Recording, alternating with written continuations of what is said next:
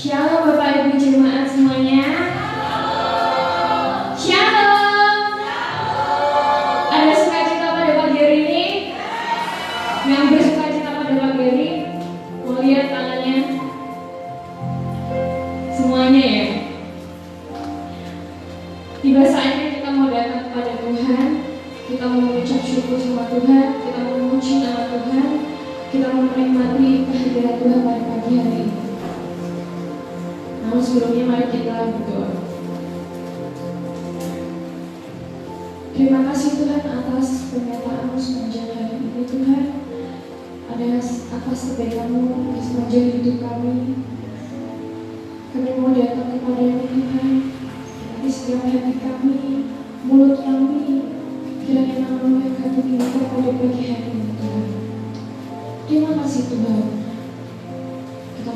Kita mau membuka ibadah pada pagi hari ini.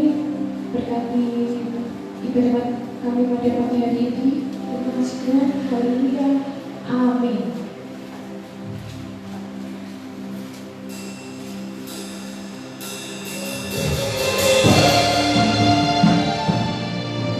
Mau datang kepada Tuhan.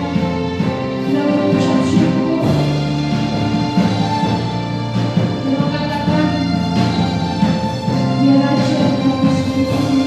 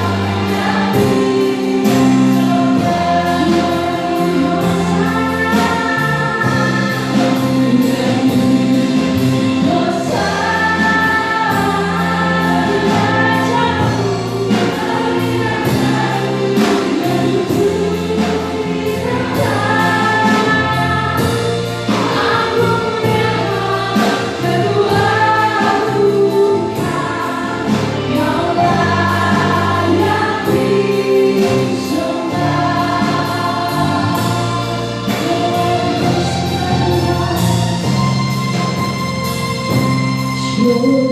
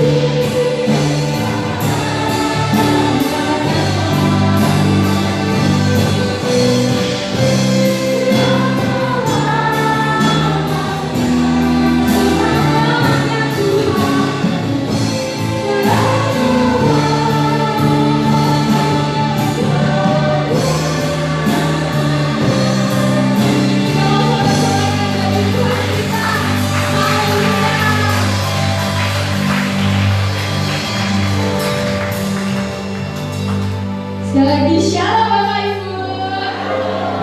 Coba beri lambaikan tangan buat kiri kanannya. Haleluya. Siap memuji nama Tuhan? Yes. Kita mau terbang bersama Tuhan. Bukan terbang.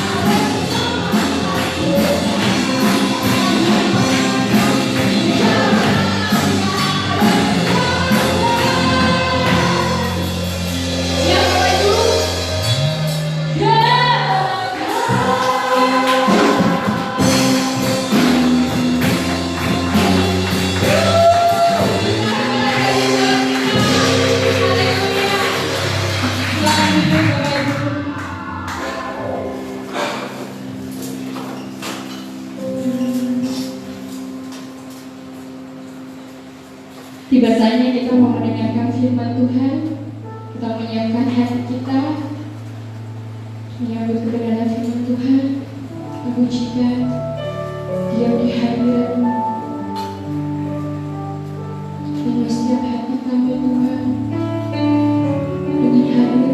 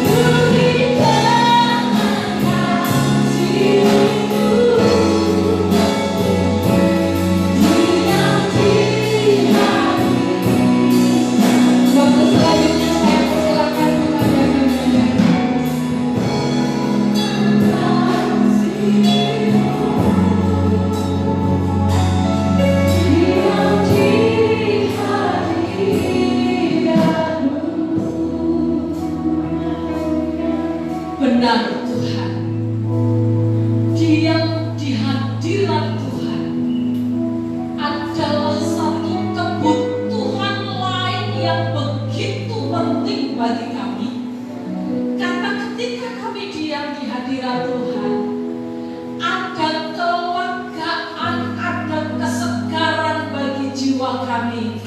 Dan di sana kami mendengar didikan dan ajaran Tuhan diberikan bagi kami. Terima kasih karena lewat puji-pujian kami memuliakan Tuhan, tetapi juga jiwa roh kami disegarkan. Dan kalau sebentar firman Tuhan diberitakan atas kami, kami memberi ruang yang leluasa kepada Allah Roh Kudus untuk mengerjakan pikiran kami, mengerjakan hati kami, dan menjadikan kami orang-orang yang hidup berkenan kepada Tuhan. Itu sebabnya Allah Roh Kudus, mari tolong kami semua, bantu kami semua untuk mengerti firman Tuhan, jamah pikiran dan hati kami, supaya firman ini bagai benih yang jatuh ke tanah yang baik, tidak menjadi layu dan mati, tetapi berkembang, bertumbuh, berbuah, menyukakan hati Tuhan. Terima kasih Tuhan, berbicaralah, kami membutuhkan firman-Mu. Di dalam nama Tuhan Yesus, semua kita yang siap mendengar firman Tuhan berkata, amin. Silakan duduk jemaat Tuhan. Selamat pagi. Shalom. Puji nama Tuhan. Saya berharap Bapak Ibu masih ingat dengan cat yang akan ditampilkan ini. Langsung next Mbak Elis. Beberapa tahun yang lalu kita sudah pernah membahas tentang cat ini ketika kita secara terus-menerus sedang membicarakan tentang perkataan langsung, pengajaran langsung yang keluar dari mulut Tuhan. Nah, Bapak Ibu, judulnya skema akhir zaman. Bu Asri, saya nggak siap masa pandemi ngomong akhir zaman. Bapak Ibu, saya mau mengingatkan kembali kepada kita sekalian bahwa kalau kita melihat kepada skema ini, kepada cat ini, saya dan Bapak Ibu dan semua orang yang hidup ya sedang ada di masa, di kurun waktu yang A dan B. Kita yang Kristen, kita yang percaya sungguh-sungguh kepada Tuhan Yesus, menyebut waktu-waktu ini sebagai masa gereja. Untuk orang yang tidak percaya Tuhan, berarti bukan masa gereja. Mereka punya satu kurun waktu menurut istilah mereka sendiri. Tetapi yang saya mau ingatkan kepada Bapak Ibu, kurun waktu yang disebut masa gereja ini bagi kita orang Kristen, kita tidak pernah tahu kapan akhirnya. Tetapi yang pasti diakhiri dengan kedatangan Kristus yang kedua kali. Begitu Tuhan Yesus turun dari surga, tidak menjejakkan kakinya dulu ya Bapak Ibu ke bumi, itu nanti setelah masa tribulasi. Tetapi kedatangan Kristus yang kedua di prosesi pertama, Tuhan Yesus turun dari surga, Bapak Ibu kemana? Ke awan-awan permai. Lalu di situ, perhatikan saya tidak memakai kata orang yang beragama Kristen, tetapi saya memakai kata orang yang percaya kepada Tuhan Yesus sungguh-sungguh akan diangkat menyongsong Tuhan di angkasa, dan di sana kita akan sebelum memang akan menikmati perjamuan kawin anak domba penuh kegembiraan dan sukacita, tapi belum dulu. Begitu kita diangkat bertemu dengan Tuhan di awan-awan permai, prosesi pertama yang harus saya dan Bapak Ibu hadapi adalah pengadilan tahta putih, atau dalam bahasa teologis sering disebut dengan bema. Memang istilah yang dipakai pengadilan Bapak Ibu, tetapi bukan pengadilan untuk masuk surga atau neraka, loh ya. Tidak. Karena apa? Tadi yang terangkat, yang bisa ketemu dengan Tuhan Yesus di angkasa adalah orang yang percaya pada Tuhan Yesus sungguh-sungguh. Jadi pengadilannya bukan tentang masuk surga atau neraka. Kalau begitu untuk apa dong Pak saya dihakimi? Ya, saya sudah ketemu Tuhan di surga, berarti sudah menunjukkan bahwa iman percaya saya kepada Tuhan Yesus sudah sungguh-sungguh. Kok saya masih dihakimi? Saya dihakimi untuk apa? Bapak Ibu dan saya akan dihakimi apakah saya dan Bapak Ibu layak untuk menerima pahala, upah dan mahkota yang disediakan Tuhan. Nah, Bapak Ibu, next Mbak Lis. Nanti ketika kita terangkat ke awan permai dan memasuki prosesi pertama, yaitu bahwa kita semua akan menghadap tahta putih Allah, saya dan Bapak Ibu akan dihakimi terhadap apa saja. Di tahta putih itu saya ini akan dihakimi dalam hal apa saja. Nah, ini akan saya berikan jawabannya pada Bapak Ibu, tetapi ini bukan goal firman yang akan saya sampaikan lagi. Yang pertama Bapak Ibu, di tahta putih itu nanti saya dan Bapak Ibu akan mempertanggungjawabkan kepada Tuhan seberapa banyak jiwa yang kita menangkan bagi Kristus. Natsnya di 1 Tesalonika pasal 2 ayat 19 sampai yang ke-20. Yang kedua, ketika saya dan Bapak Ibu menghadap tahta putih Allah, Bapak Ibu nggak bisa gini ya. Kalau sekarang ini ya, kalau kita melakukan sesuatu di muka bumi ini, kalau saya mau ya tak lakukan, enggak ya wis. Kalau saya bisa ya tak lakukan, kalau enggak ya. Kalau di tahta putih nanti nggak bisa loh Bapak Ibu. Siap, tidak siap, mau, tidak mau, senang, tidak senang, kita harus menghadapi ini. Yang kedua, di tahta putih itu nanti kita akan diminta pertanggungjawaban oleh Tuhan seberapa berhasil kita menguasai sifat lama. Jadi orang Kristen 1 tahun hak honor perubahan, 2 tahun tidak ada perubahan, 3 tahun tidak ada pertobatan. Anda bisa saja di muka bumi ini membenarkan diri dengan berbagai alasan atau membentengi diri dengan berbagai macam pembenaran pribadi. Tetapi ketika nanti kita menghadap tahta putih Allah, saya dan Bapak Ibu tidak bisa berkelit bahwasanya perubahan karakter kita setiap hari yang semakin menuju kepada Kristus harus kita pertanggungjawabkan. Kalau kita mengaku saya percaya Yesus, saya orang Kristen, tetapi tabiat kita adalah tabiat lama, karakter kita adalah karakter lama, manusia yang berdosa, saya dan Bapak Ibu harus menghadapi tahta putih ini dengan penuh air mata. Yang ketiga, di tahta putih yang tidak bisa saya hindari itu, saya harus mempertanggungjawabkan apa? Cara kita memperlakukan sesama orang percaya. Wow, sikap kita terhadap semua orang Bapak Ibu harus kita pertanggungjawabkan. Yang keempat, di tahta putih itu saya akan diadili dalam hal apa? Cara kita menggunakan wewenang kita atas orang lain. Jadi Bapak Ibu yang di tempat pekerjaan, yang di gereja, yang di masyarakat, yang di keluarga, Bapak Ibu pemegang pimpinan punya wewenang, punya kuasa, nyuwun sewu harus jaga pikiran, harus jaga hati, takut akan Allah. Karena kekuasaan dan wewenang yang kita miliki akan kita pertanggungjawabkan di depan tahta putih Allah. Termasuk kami pelayan Tuhan yang oleh Allah ditempatkan untuk memimpin gerejanya Tuhan di sini. Kami juga akan mempertanggungjawabkan ini Bapak Ibu.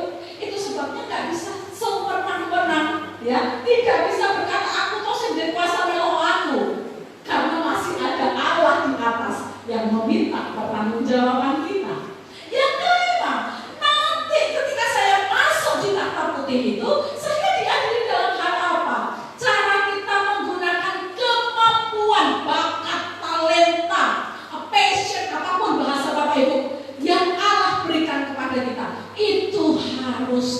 kita pertanggungjawabkan. Bapak Ibu, kami berdua begitu berhati-hati akan hal ini, terutama kepada anak-anak kami.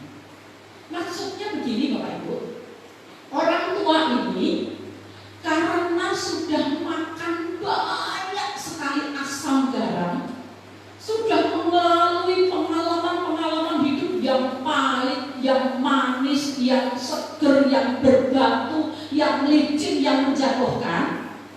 Kita seringkali berkata gini, ben aku wae sing ngalami, anakku ojo. Lalu yang perlu diwaspadai terutama oleh kami Bapak Ibu, seringkali karena kita tidak ingin anak kita mengalami kesukaran hidup seperti kita nggak mau tahu bakatnya apa, kita nggak mau talentanya di mana, kita tidak mau tahu oleh Tuhan dia ditempatkan dalam passion apa. Kita orang tua menggiring dia, bahkan memaksa menggiring dia pada masa depan yang baik, pada tempat yang baik, jabatan yang baik nanti. Semua yang kita pikirkan dalam bungkus kebaikan anak-anak saya melulu tentang duniawi, tetapi kita tidak pernah memikirkan bahwa anak-anak kita nanti tidak menghadap tahta Allah memakai nama orang tuanya. Anak-anak harus juga menghadapi tahta putih itu sendiri. Nanti di sana udah nggak ada lagi bapakku, ibuku, anakku ya Bapak Ibu, karena di sana sudah tidak ada lagi suami istri. Semua orang berdiri masing-masing menghadap tahta putih Allah. Banyak anak-anak yang oleh Tuhan, anak-anak dititipkan kepada orang tua, tetapi mereka punya kepribadian khusus, spesial khusus yang didapat dari Allah. Kalau orang tua tidak memahami ini, hanya karena berdasar aku ingin memberi yang terbaik untuk masa depan anak-anakku, sampai mereka memangkas talenta anak-anak, mereka tidak mau tahu passion anak-anak. Bapak Ibu sedang menyulitkan mereka untuk menghadapi tahta putih, mempertanggungjawabkan talenta yang mereka miliki. Next, ketika saya tidak bisa berkelit dari tahta putih itu, saya harus mempertanggungjawabkan cara kita menggunakan waktu kita. Bapak Ibu, minggu lalu bersama dengan Mas Jessica dan Mbak Puji di kelas pranikah, kami membicarakan betapa pentingnya waktu untuk keluarga. Ya, nanti malam kami akan bicarakan tentang kepentingan uang di dalam keluarga. Banyak orang berpikir dalam keluarga seperti duitnya akeh, uang banyak tanpa waktu kebersamaan yang berkualitas, keluarga tidak bisa berjalan dengan baik. Demikian juga rupanya waktu yang Tuhan berikan kepada kita setiap hari sampai nanti Tuhan panggil kita Bapak Ibu. Ini gak percuma loh di hadapan Allah. Itu pun harus kita pertanggungjawabkan.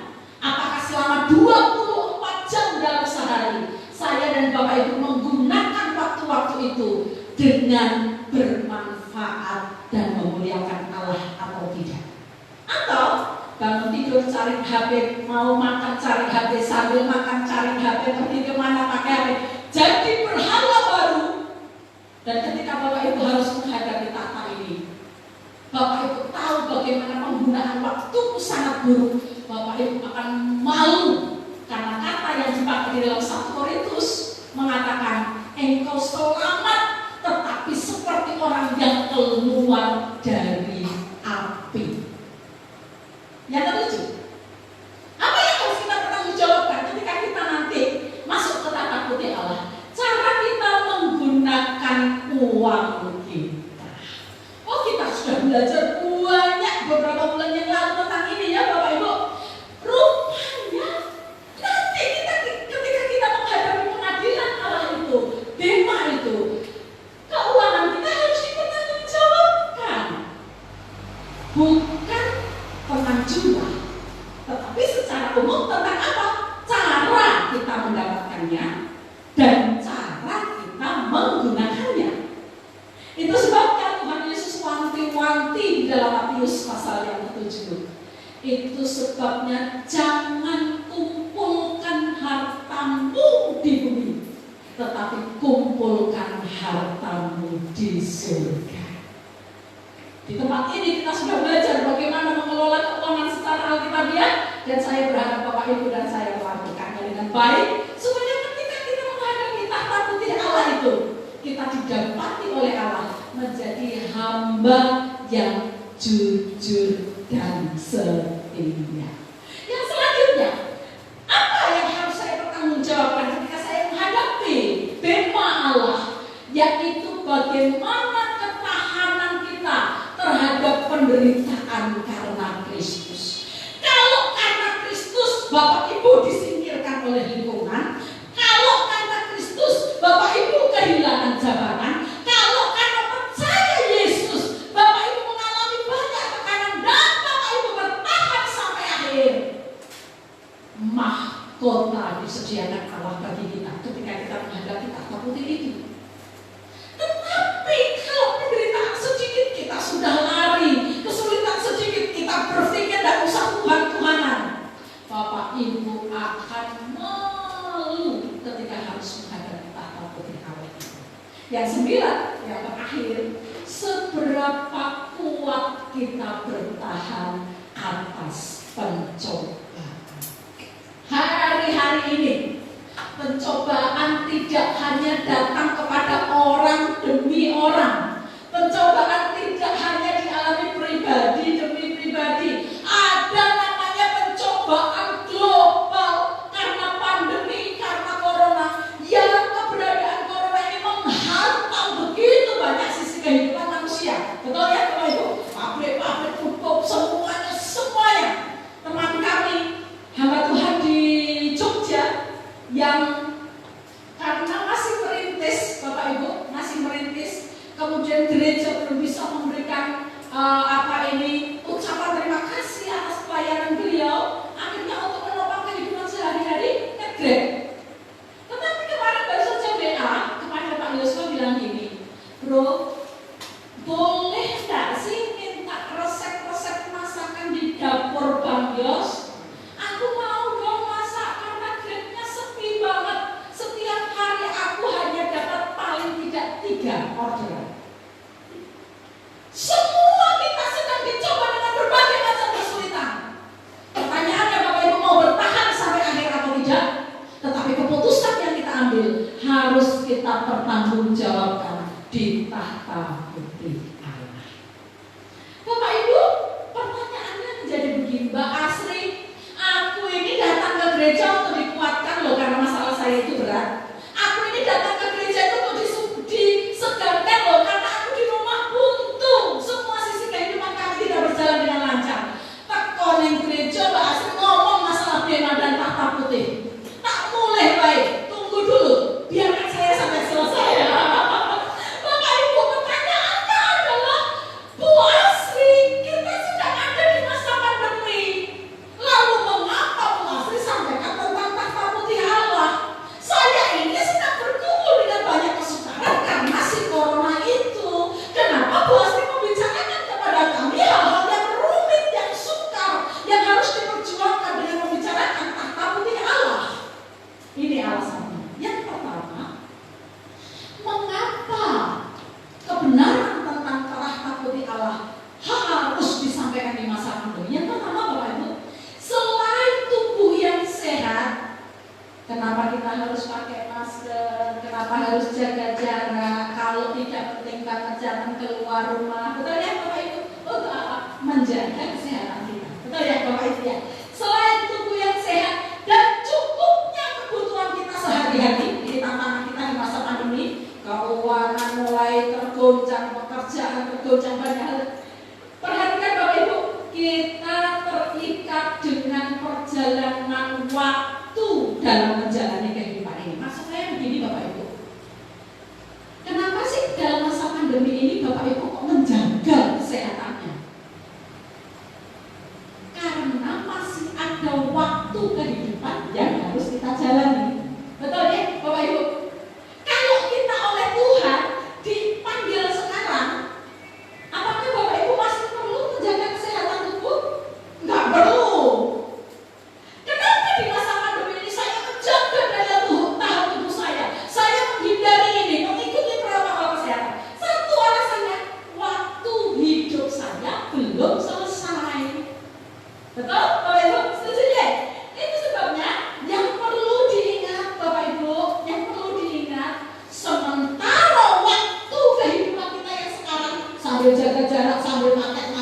sambil mengikuti protokol kesehatan, menjaga imun tubuh. Sementara waktu hidup kita terus berjalan, perhatikan waktu Allah untuk menggenapi kedatangannya juga berjalan. Pertanyaan saya kepada Bapak Ibu, bisa atau tidak bisa Tuhan Yesus datang di masa pandemi ini? Bisa. Sementara Bapak Ibu dengan saya bingung dengan kebutuhan sehari-hari, berdoa untuk bisa bertahan dalam masa pandemi. Sementara Bapak Ibu dan saya mengikuti protokol dengan ketat, supaya waktu kehidupan yang masih ada bagi saya bisa saya jalankan dengan sehat. Tetapi kita tidak boleh melupakan bahwa waktu yang kita jalani di bumi ini juga adalah waktunya Tuhan makin dekat untuk datang dan menjemput kita. Kalau begitu, tidak ada pilihan bagi kita kecuali menjaga keseimbangan. Dua-duanya perlu ya Bapak Ibu, keseimbangan antara apa? Tercukupinya kebutuhan duniawi kita, tubuh yang sehat, kebutuhan yang cukup, tetapi juga menjaga kualitas rohani kita. Kalau Bapak Ibu lihat di TV,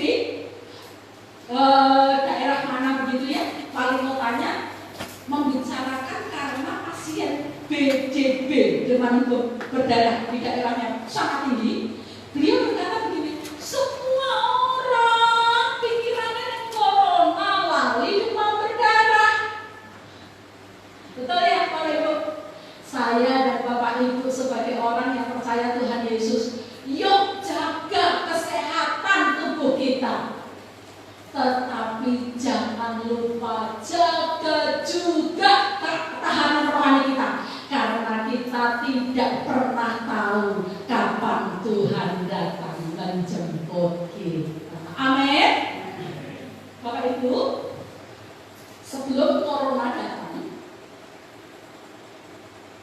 kedatangan jemaat beribadah ke gereja itu bisa menjadi tolok ukur terhadap banyak hal. Orang yang ibadah ke gereja sebelum corona itu, dari kedatangannya ke gereja kita bisa itu bisa menjadi salah satu tanda apakah orang itu mencintai Tuhan sungguh-sungguh atau tidak. Sebelum corona, kedatangan orang ibadah ke gereja, Bapak Ibu, bisa menjadi tolak ukur apakah dia seorang yang haus akan Tuhan atau tidak. Dia seorang yang mengasihi Tuhan atau tidak. Dia setia beribadah kepada Tuhan atau tidak. Betul ya Bapak Ibu? Bahkan karena kehadiran seseorang dalam ibadah di gereja menjadi tolak ukur, salah satu tolak ukur apakah orang ini rohaninya baik atau tidak. Sehingga kami Gembala Sidang meminta orang-orang khusus untuk memperhatikan apakah setiap minggu Bapak Ibu hadir atau tidak. Kemudian yang tidak hadir tolong ya Bu dihubungi, ditanyakan kira-kira kenapa ya. Bapak Ibu, begitu coronanya datang, standar ini sudah tidak bisa dijalankan. Karena sekarang dianjurkan ibadah di rumah. Betul ya Bapak Ibu? Sehingga sekalipun ibadahnya sudah berjalan, karena aturan baru ini, kami gembala seolah-olah tidak punya lagi wewenang untuk tanya jemaat yang tidak ibadah kemudian kenapa ya Bu kok tidak ibadah? Nggak bisa gitu lagi loh Bapak Ibu. Betul ya? Karena aturan sekarang ibadah di gereja boleh, di rumah juga tidak apa-apa. Kami tidak bisa hal itu. Itu sebabnya bagi jemaat yang menikmati ibadah di gereja, mereka nunggu kapan ya ibadah mulai.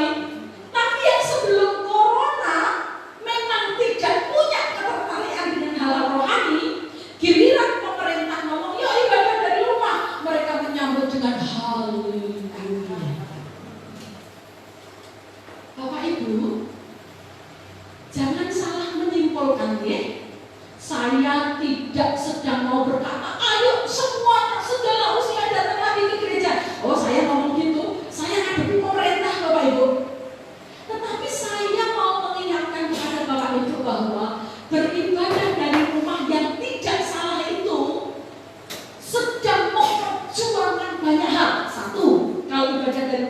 kota harus ada.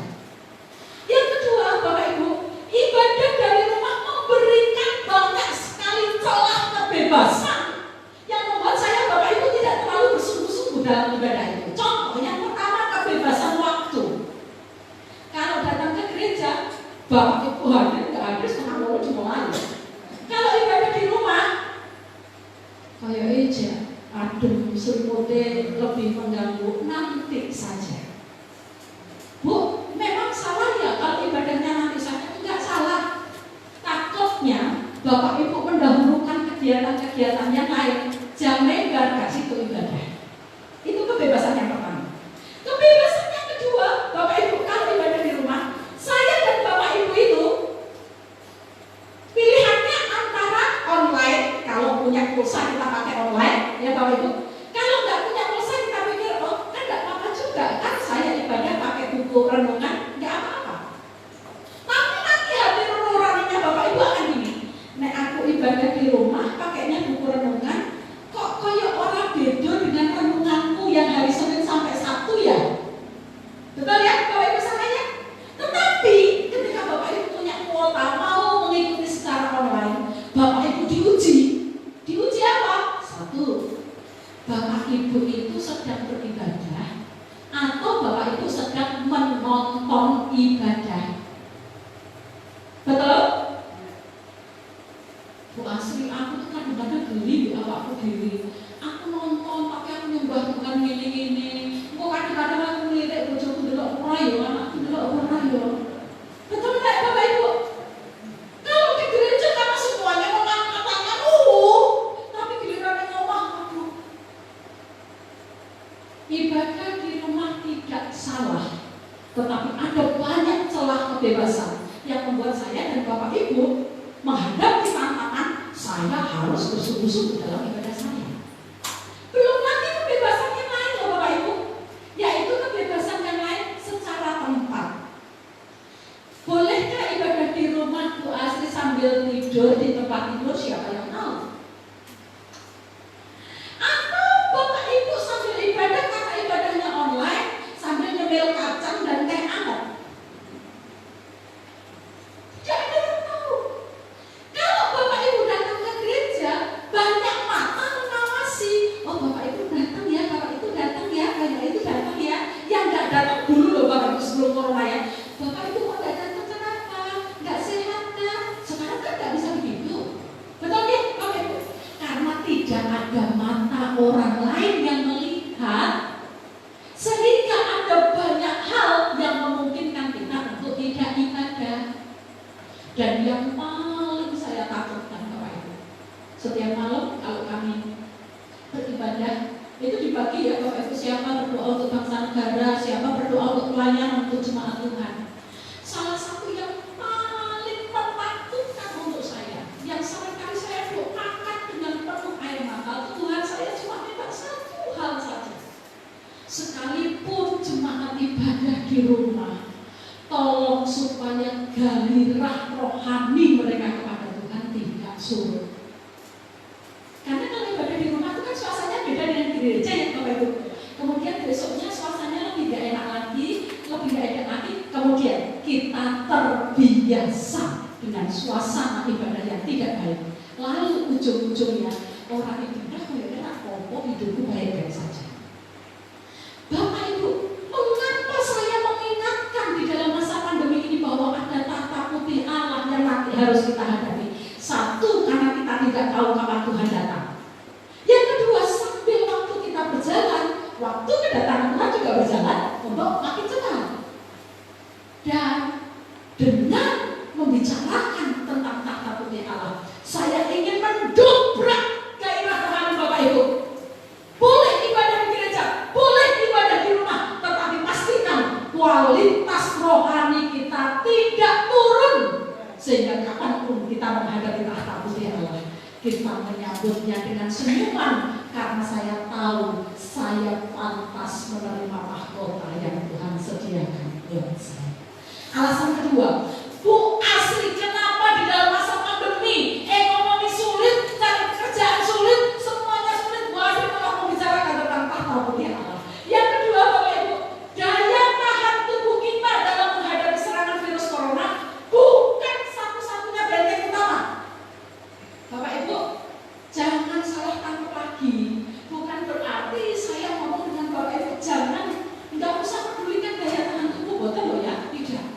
imun kita harus kuat, tubuh kita harus sehat, semua protokol kesehatan harus dijalankan. Tetapi saya mau bilang dengan Bapak Ibu, sekalipun Bapak Ibu minum vitamin, makannya bagus, gizinya terpenuhi, di mana-mana pakai masker, di mana-mana jaga jarak, Bapak Ibu, tetapi Bapak Ibu perlu ingat, kesehatan rohani kita itu juga berimbas kepada imun tubuh yang baik.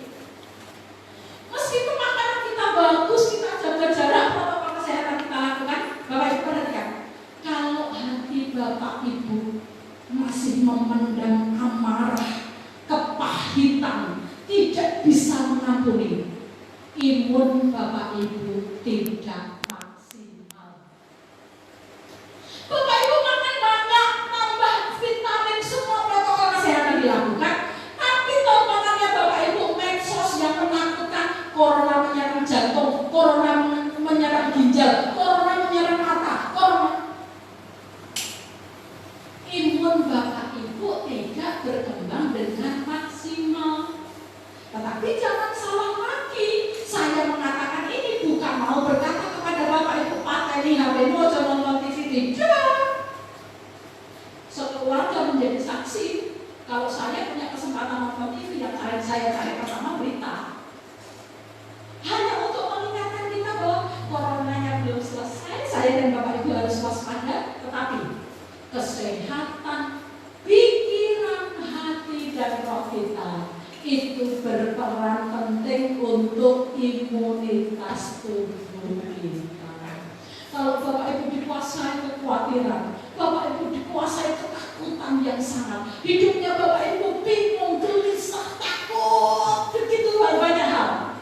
Bapak Ibu mau makan banyak, tidur cukup, imunnya tidak maksimal. Yang ketiga, mengapa dalam masa pandemi saya dorong Bapak Ibu untuk menjaga kualitas rohaninya dengan baik? Jika dalam masa pandemi ini banyak sisi kehidupan kita yang tergoncang, Mbak Elis minta tolong ditampilkan yang tadi, yang harus kita pertanggungjawabkan kepada Allah, kita takuti yang nomor 8 dan 9, Mbak Elis. 8 dan 9. Ya, Bapak Ibu tadi dari rentetan hal-hal yang harus kita pertanggungjawabkan kepada Allah, ada 8 dan 9, yaitu apa Bapak Ibu? Kita takuti itu nanti kita harus pertanggungjawabkan. Apakah kita orang yang siap menderita bagi Kristus dan orang yang bertahan dalam pencobaan? 9, Mbak Elis. Nah, kalau dua hal ini harus kita pertanggungjawabkan nanti di tahta pengadilan Allah, Bapak Ibu. Nah ya, saya kembali kepada tujuan yang ketiga, Mbak Esti, yang terakhir tadi. Kalau begitu, meskipun pandemi ini kehidupan saya banyak tergoncang, berarti Bapak Ibu sudah masuk poin yang ke-8 dan 9 tadi loh, Bapak Ibu. Saya berharap dengan menyampaikan hal ini kepada jemaat Tuhan, Bapak Ibu diberi kekuatan. Aku harus bertahan karena ada mahkota dan ada tahta putih yang harus saya hadapi. Tetaplah setia kepada Tuhan Yesus, bertahan sampai akhir karena ada upah yang disediakan dalam tahta putih Allah. Berminggu-minggu kita dikuatkan bagaimana Allah peduli dengan masalah kita. Berminggu-minggu kita dikuatkan bahwa kita harus yakin Tuhan pasti pelihara kita. Pagi ini saya memberikan dorongan yang sama, tetapi dengan alasan yang berbeda. Bapak Ibu harus tetap bertahan apapun kesulitannya, setia sampai akhir kepada Tuhan, karena saya dan Bapak Ibu harus menghadapi tahta putih Allah untuk menyongsong mahkota yang disediakan Tuhan bagi kita. Yang terakhir, mengapa Bu Asri dalam masa pandemi saya pergi ke gereja, kok Bu Asri malah membicarakan tahta putih Allah? Yang keempat, banyak orang berpikir begini, Bu Asri, jangan dulu ngomong tentang kekekalan, jangan dulu ngomong tentang kehidupan abadi yang Tuhan sediakan, jangan ngomong dulu tentang tahta putih, ngomong saiki wae. Aku perlu uang, aku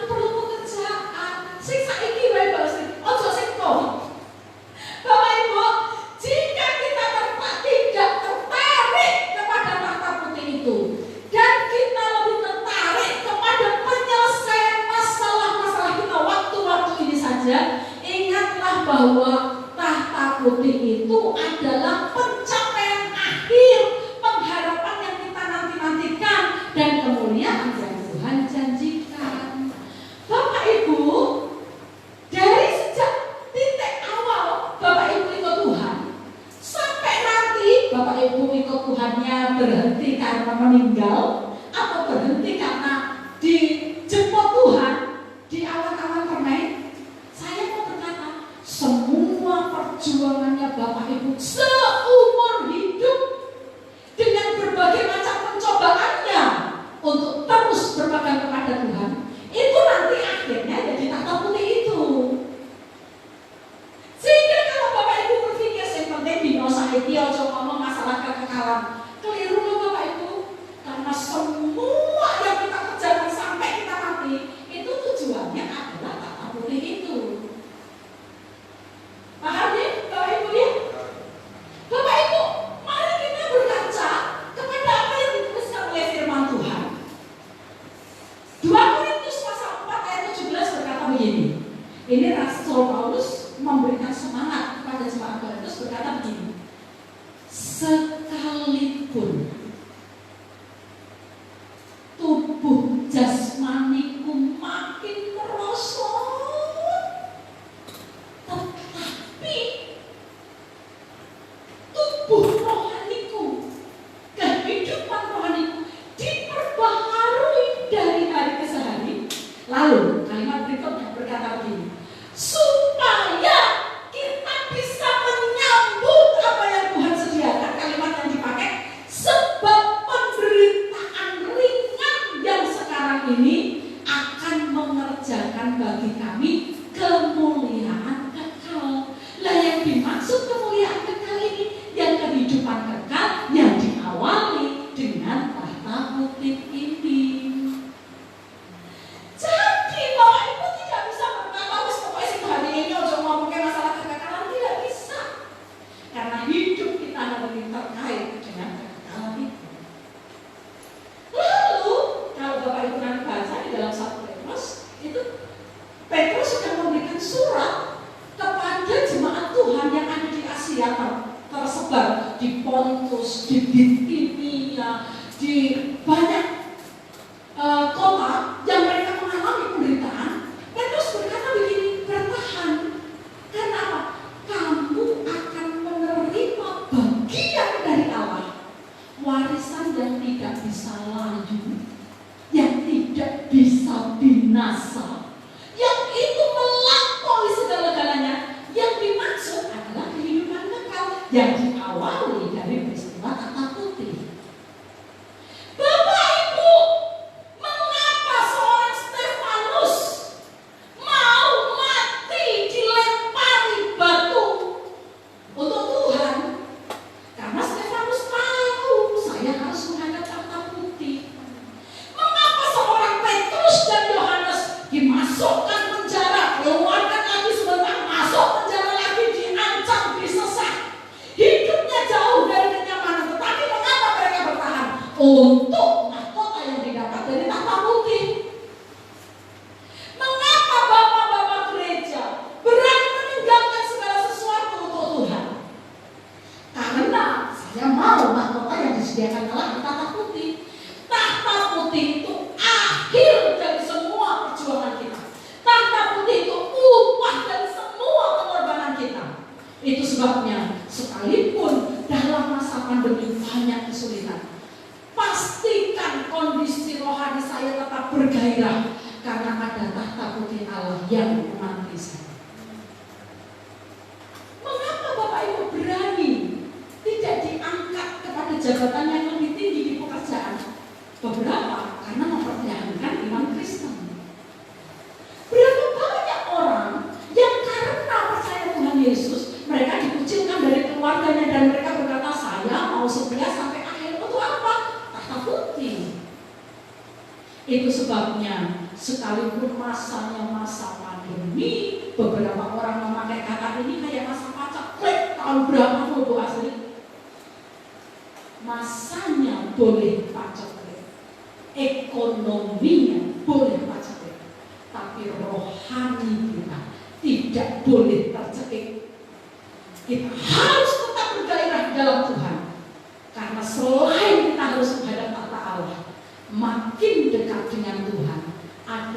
jaminan dan ketenangan untuk kita bisa melalui ini maju sampai kemenangan.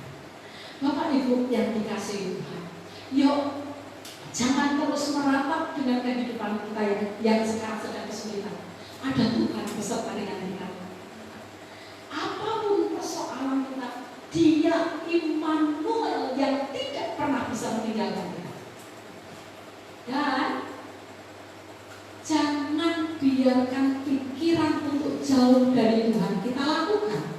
Tetapi ingatlah Tuhan berkata, di luar aku kamu tidak bisa berbuat apa-apa.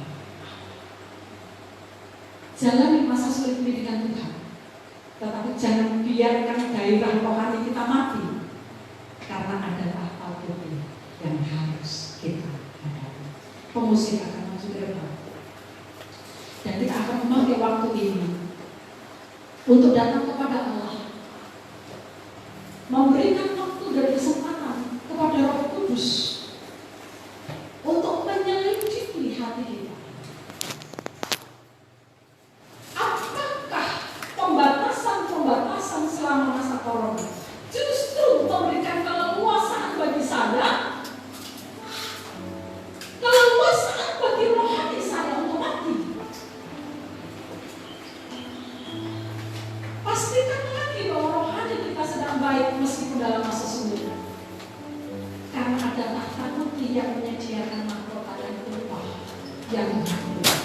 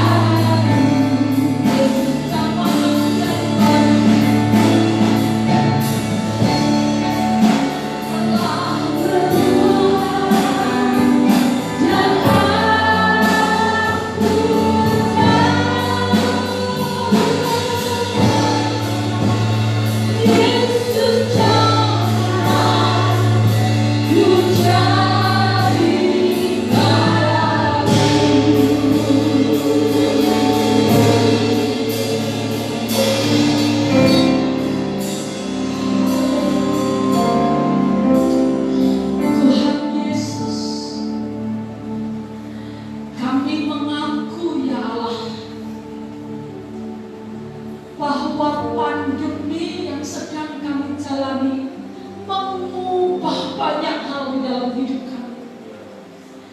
Kami masuk dalam masa-masa pencobaan yang berbeda daripada sebelumnya. Kami masuk dalam masa-masa ujian terhadap hal-hal yang berbeda dari sebelumnya. Dan yang kami juga rasakan bahwa masa pandemi dengan berbagai macam prasyarat dan aturan yang harus kami ikuti memiliki satu celah yang luar biasa untuk menjauhkan kami daripada Tuhan.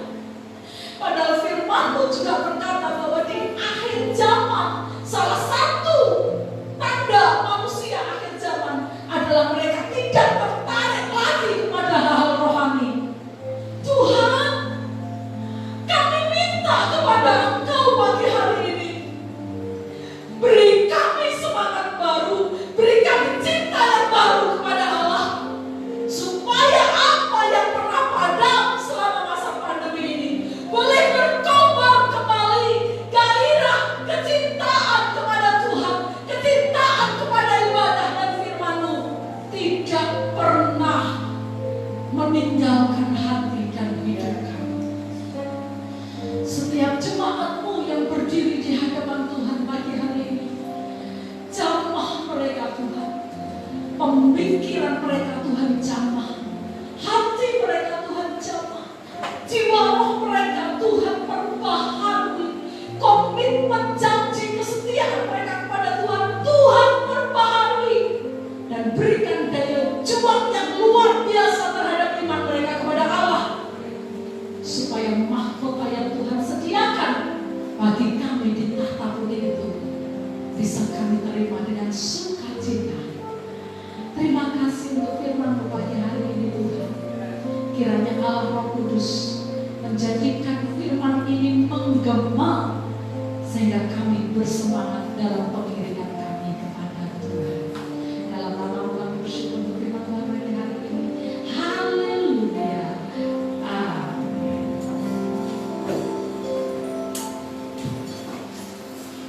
Silakan duduk Bapak Ibu. Shalom. Berkati Tuhan kita semuanya yang makin kuat, makin percaya kepada Tuhan bahwa Tuhan punya rencana terbaik dalam kehidupan kita. Amin. Bapak Ibu kasih Tuhan, beberapa hal saja yang saya ingatkan setelah ini pengurus gereja yang nama-namanya ada dalam kepengurusan gereja bisa tinggal dan kita akan ada pertemuan. Jangan khawatir, setelah ini ada sarapan bersama untuk pengurus biar tidak bingung yang mau rapat akhirnya ada yang bertiga. Tidak akan bisa. Baik, kedua mengingatkan bahwa ibu yang belum memberikan persembahan setelah ini bisa memberikan persembahan ke belakang. Biasanya ada yang sudah dari awal memberikan persembahan.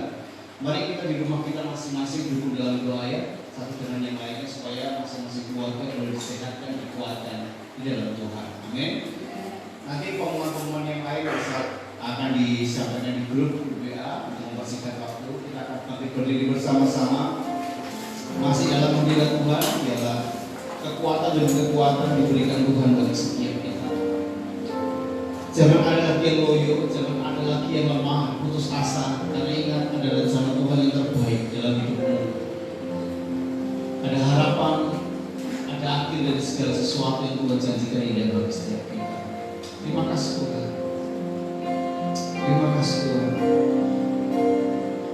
Ku tak akan menyerah pada apapun juga, sebelum ku coba semuanya ku bisa, tapi ku berserah kepada kehendakmu. Hatiku percaya Tuhan punya rencana.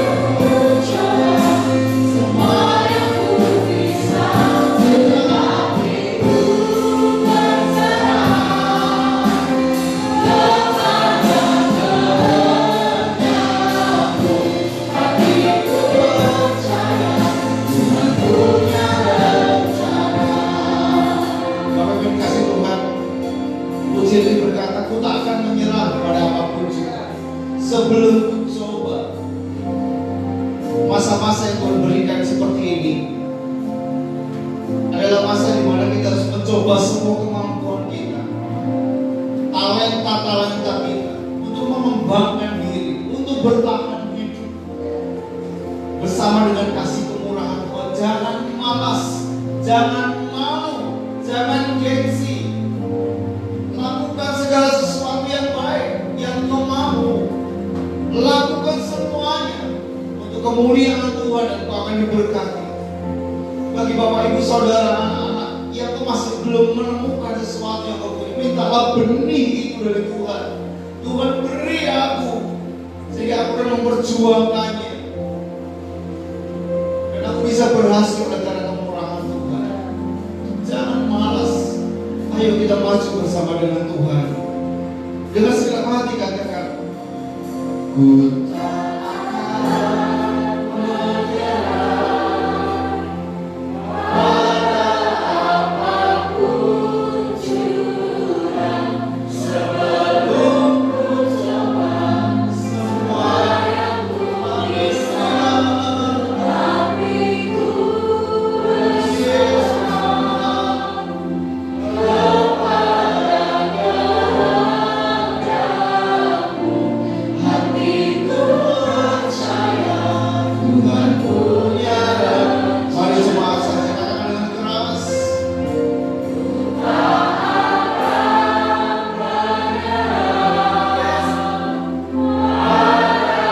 apapun curang, sebelum ku coba semua yang ku bisa, tetapi ku berserah kepada kehendakmu.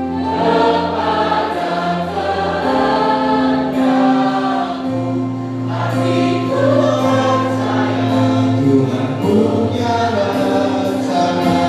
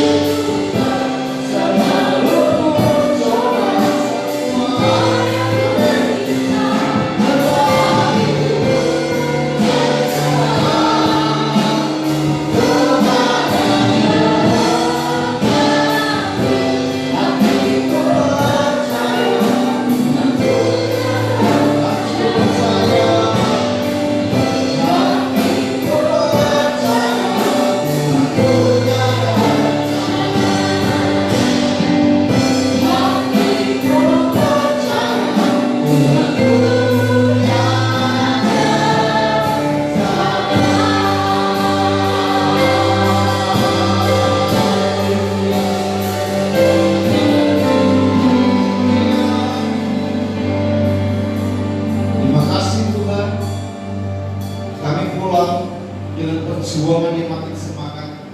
Kami tidak mau menyerah dengan corona.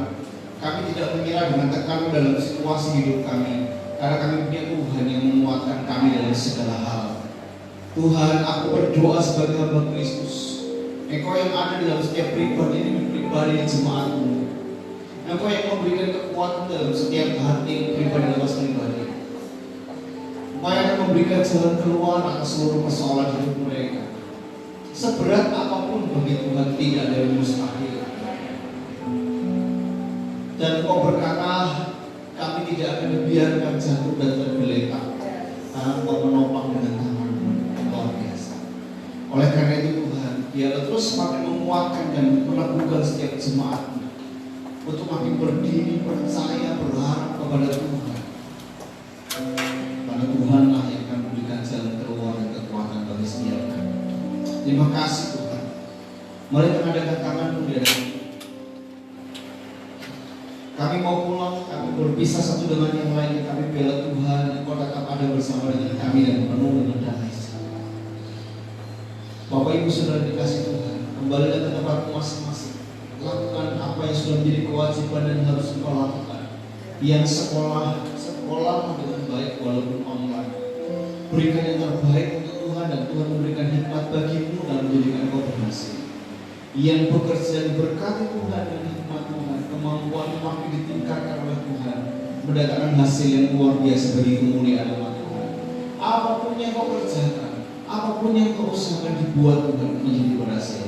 Ulanglah dengan bawa berkat, kasih rahmat dari Allah Bapa di surga, keselamatan dalam Yesus Kristus Tuhan kita, persekutuan yang manis dari Roh Kudus menyertai engkau dari dulu, sekarang, sampai selama-lamanya, di dalam nama Tuhan Yesus yang percaya bersama berkat